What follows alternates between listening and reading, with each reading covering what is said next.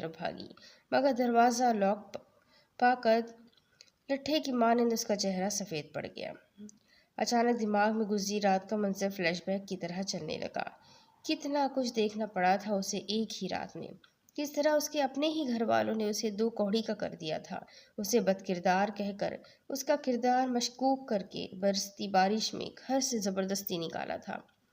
بارش اور بجلی کی گرج سے سہم کر کسی کونے میں دبک جانے والی لڑکی کس طرح آدھی رات تک بارش میں خوف سے تھر تھر کانپتی رہی اور بھیگتی رہی اور پھر بے ہوش ہو گئی، اور صبح خود کو ایک انجان کمرے میں پا کر مزید پریشان ہو گئی۔